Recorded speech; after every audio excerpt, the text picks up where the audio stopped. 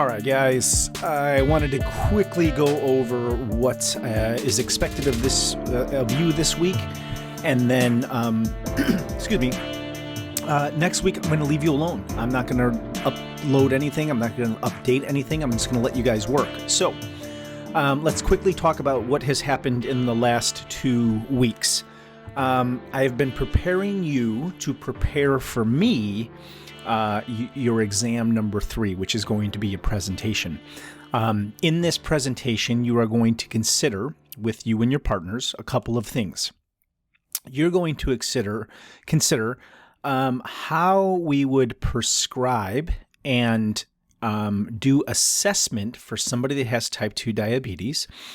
And I gave you this paper here so that you can see how exercise changes diabetes. And hopefully you extracted some information from that.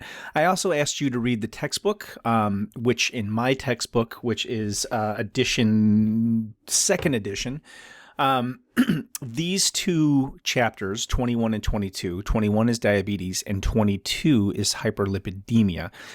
In my textbook, these are their own individual chapters. However, in 3rd and 4th edition, chapter 21 in diabetes is present, but hyperlipidemia is not present. They kind of taken this concept and they woven it into a couple of the different chapters within the textbook. So what I did today is I did a little presentation for you guys on what this is. And you're going to see that there's a lot of overlap between diabetes and hyperlipidemia. So this is about maybe a 35-minute lecture, possibly.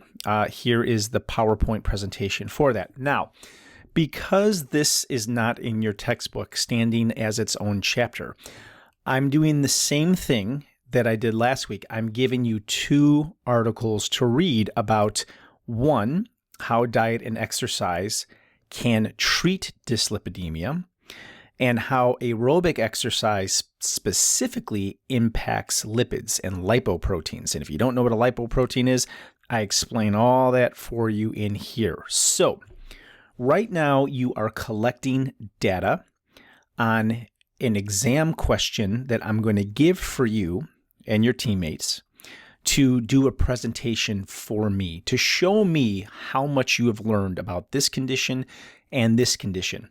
And I told you earlier, I believe last week, I told you that we are going to start shifting our gears a little bit and focusing more on the prescription component of this course. So let me quickly go to this for you. Let's see if it loads. And now, while this is loading, if you are currently in 456A, this is going to be fantastic for you because you are now doubling up on everything. And that's when I saw that I was teaching both of these classes, I was like, oh my gosh, this is the chance to really get a lot of volume in front of these students so they can have this repetition and maybe use some of this information interchangeably. You can use the same information in both classes. Look at this thing. It's been so slow lately. Even with the Zoom meetings that I've been doing for advising, it's just the internet's not wanting to work right now. It's just completely maxed out. So if you're in 456A currently, and I also mentioned this in the lecture that you're going to watch, I would advise you to use your textbook. And that textbook is Advanced Fitness Assessment and Exercise Prescription. And it's what we've been using to address all the ACSM questions and things like that we've been talking about. And I really emphasize using chapter 3 and 4 because we just kind of covered this graded exercise test, right? We talked about VO2 assessment, whether it's done via max or whether it's done via submax assessment. And we've also talked about just doing calculations to obtain somebody's estimated VO2. Oh my God, this thing is just spinning. Let me see if I can refresh it. And it's just been so slow today. Come on. Give me something. Oh goodness. Okay, I'm going to hit pause until it comes back.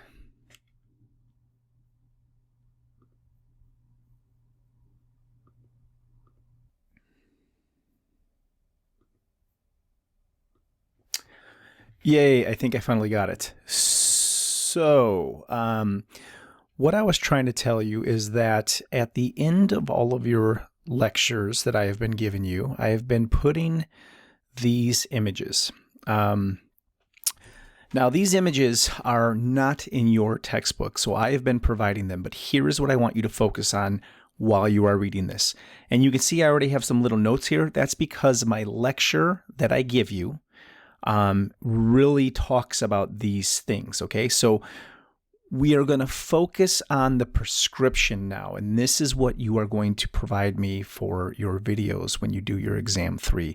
I'm just going to briefly talk about this because when you watch this lecture, I go into this in a lot of detail. But I'm going to say, hey guys, here is this client that is coming to work with you. You are in a hospital, you are an exercise physiologist, and this client has either type 2 diabetes or dyslipidemia or both because they're commonly associated with each other. I need you to walk me through how you would do a pre-screening, how you would do an informed consent. I'm going to give you some values, some blood values, right? Like if you look here, I provide you with some blood values in my lecture, and I'm just going to scroll through this quickly because when you watch this, you'll get all of those details in the lecture. I'm not going to do it twice. And I'm going to say, based upon this person that I've created for you, how would you measure their assessment, or how would you measure their fitness level? What are their endpoints? So let's say that the person is on a treadmill test, and you see that the person is having serious dysrhythmias, and I tell you that, I would say, how would you stop the test? What would you do? And you're going to basically present all this for me in your presentation. Now, I will give you details on this starting early next week. I'll probably upload it on Monday, so you don't have to wait till Wednesday.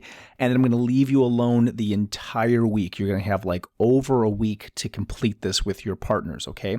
So when you watch my video, focus on this, okay? And I'm telling you right now that I'm purposely making you guys do some of the heavy lifting here. So, for example, if you don't know what 1 to 2 METs is on a treadmill or what a 3-minute stage protocol looks like, well, you got to figure that out. I'm not going to do that for you. I specifically tell you that I want you to conduct an endurance test, which is a 6-minute walk test.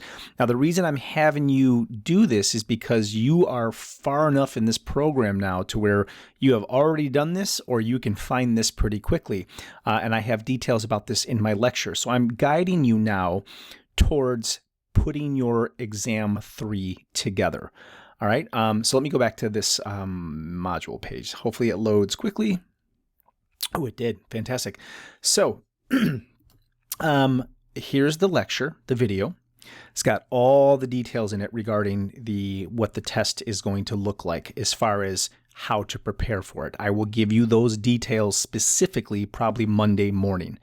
I am traveling Monday morning. I leave tomorrow, and I will be in Chicago until Monday evening collecting data for my research. But I will do my darndest to get this out to you before I get on the airplane to come back to Humboldt.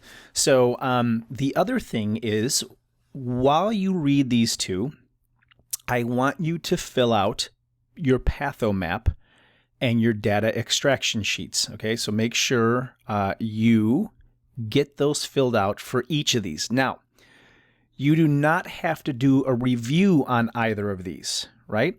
I asked you to do a review here, so when I read over it, I'm like, yeah, they get the gist of it. They're understanding it. Now the training wheels are off. There's no review due here. The only reason I'm asking you to do your data extraction sheet and your pathomaps is so that you're pulling the information out so that when you get your presentation ready for me, all the information's in front of you, okay? So again, this week, watch the lecture, take notes on my slides here. Read this. It's not difficult. Read this. It's not difficult. Fill out your notes for this, and then start thinking about how you're going to combine this with this. And it's not a hard task because there is so much overlap between these two chapters, and that's why I put them together at the end here for your, let me turn that on so you guys have it, for your exams. So I will be out of town starting tomorrow very early in the morning, and next week I will leave you alone to start thinking about how you and your teams are going to present this information. This video right here will give you a lot of what I'm asking you to do for your exam, so please watch this part here and take good notes. And that is it, guys. I will be in touch soon.